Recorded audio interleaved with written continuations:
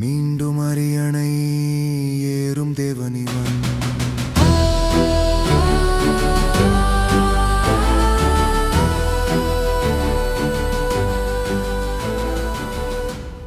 வீரன். அத்தியாயம் 137. இரத்தக்கரை படிந்த நிழல்கள். இது போன்ற கதைகளை தொடர்ந்து கேட்க இப்போதே குமார் ஸ்டோரிஸ் சேனலுடன் இணைந்து கொள்ளுங்கள். மறக்காம லைக் பண்ணுங்க, ஷேர் பண்ணுங்க. இந்த கதை முழுக்க முழுக்க கற்பனை கதை மட்டுமே. காலம் ஒரு விசித்திரமான கணக்கு போடுகிறது.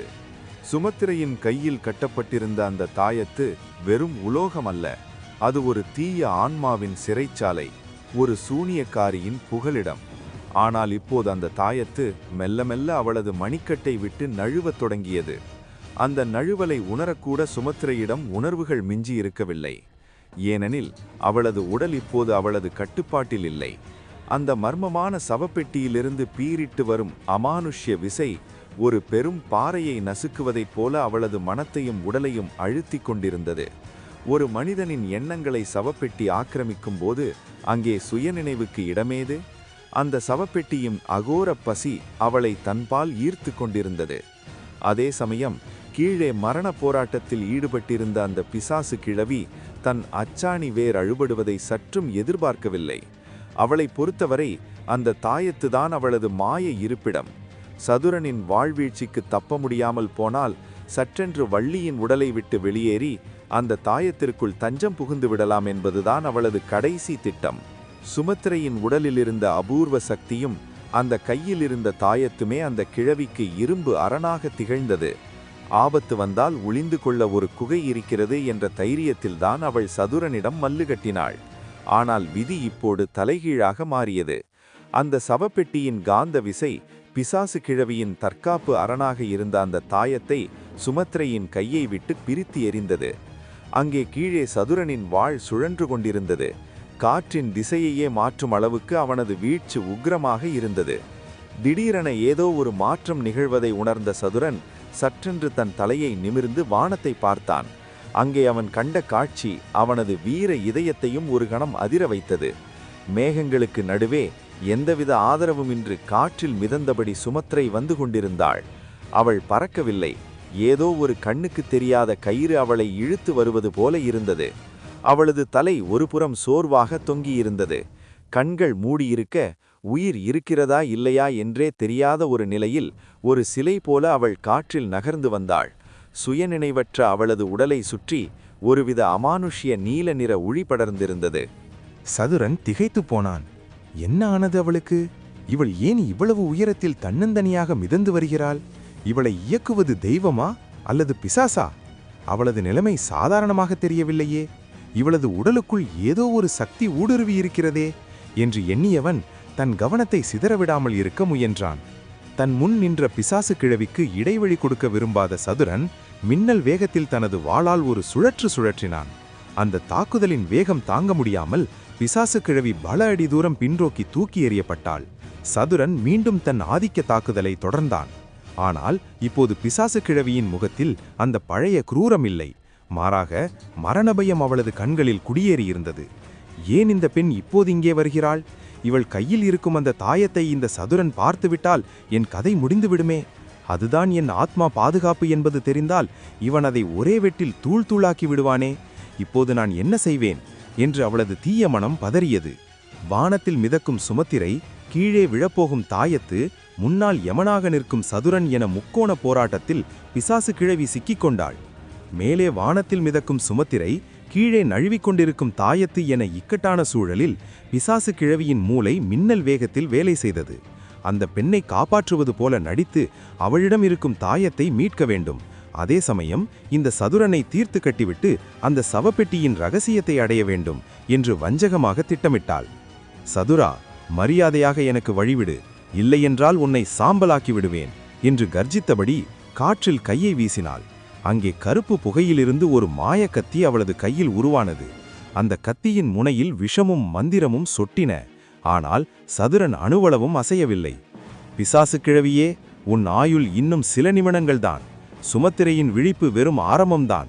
அவள் விழித்துவிட்டாள் என்பது மட்டும் ஆதித்யாவிற்கு தெரிந்துவிட்டால் ஆதித்யாவின் ஆன்மா அவனை காந்தம் போல இழுத்து இங்கே கொண்டு வந்துவிடும். அவன் உள்ளே வந்தால் உன் கதை முடிந்தது என்று முழங்கியபடி சதுரன் தன் வாளை சுழற்றினான். இருவருக்கும் இடையே அமானுஷ்ய சக்திகளின் மோதல் அனல் பறக்கத் தொடங்கியது. ஆன்மீக ஆத்ம உலகத்திற்கு வெளியில் பனிக்குகைக்கு உள்ளே சூழல் முற்றிலும் வேறாக இருந்தது. அங்கே ஆதித்யா தான் யாரென்றே தெரியாத ஒரு நிலையில் நின்றிருந்தான். அவனது ஒவ்வொரு அசைவும் ஒரு கொடிய மிருகத்தின் ஆக்ரோஷத்தை கொண்டிருந்தது. அவனது கண்கள் இப்போது தன் இயல்பான நிறத்தை இழந்து கருகருவென பாதாள இருளை போல மாறியிருந்தன. அவனது தேகத்திலிருந்து வெளிப்பட்ட கருப்பு நிற ஆற்றல் சுற்றியிருந்த பனியை உருக்கத் தொடங்கியது. டிராகன் பீஸ்ட் இரத்த காயங்களுடன் தள்ளாடியது. ஆதித்யாவிடம் பலமுறை அடி வாங்கியும் அது தன் முயற்சியை கைவிடவில்லை. ஆதித்யா, என்னை கொன்றாலும் பரவாயில்லை, ஆனால் இந்த தீய வழியில் உன்னை செல்ல நான் அனுமதிக்க மாட்டேன். நீ இப்போது இருப்பது நீ அல்ல, உனக்குள் இருக்கும் இருள் உன்னை பேச வைக்கிறது.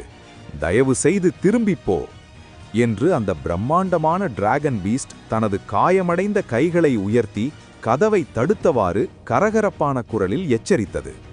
டிராகன் பீஸ்டின் எச்சரிக்கையை கேட்ட ஆதித்யா ஒரு பயங்கரமான மாயப் புன்னகையை உதிர்த்தான். அந்த சிரிப்பில் அன்பு இல்லை, கருணை இல்லை, வெறும் அழிவு மட்டுமே இருந்தது. என்ன சொல்கிறாய் அற்ப மிருகமே? நீ என்னை வீழ்த்தி விடுவாயா? எனக்கே நீ கட்டளையிடுகிறாயா என்று ஆதித்யா பேசத் தொடங்கியபோது அவனது குரல் பல நூறு பிசாசுகள் ஒன்றாக சேர்ந்து கத்துவது போல கேட்டது.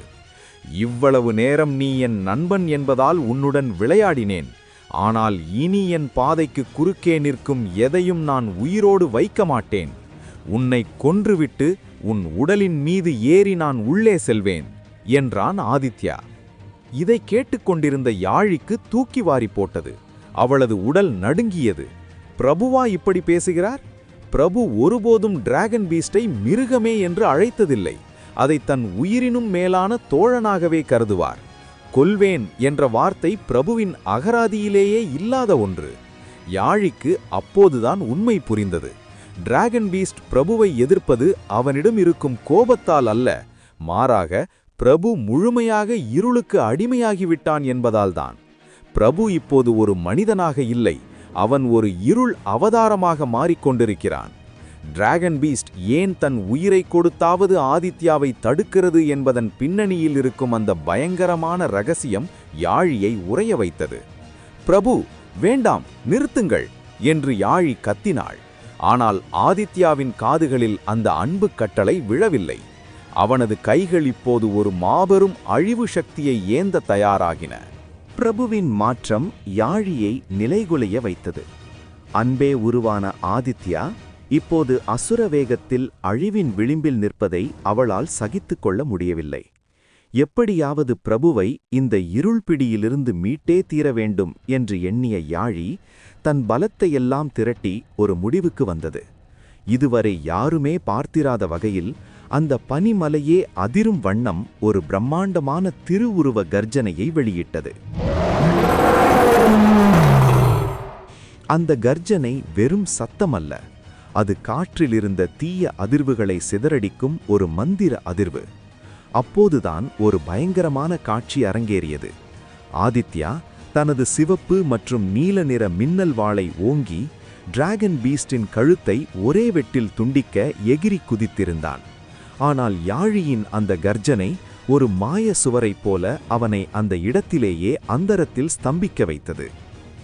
யாழியின் குரலை கேட்ட அந்த நொடி ஆதித்யாவின் கருநிற கண்களில் ஒரு மெல்லிய ஒளி மின்னியது. அவன் சட்டென்று சுயநினைவு பெற்று தரையில் குதித்தான். ஆனால் அந்த விழிப்பு நீண்ட நேரம் நீடிக்கவில்லை. அவனது உடலுக்குள் வேர்விட்டிருந்த பிசாசு கிழவியின் தீய மந்திர சக்தி மீண்டும் அவனை தன் வசப்படுத்த முயன்றது.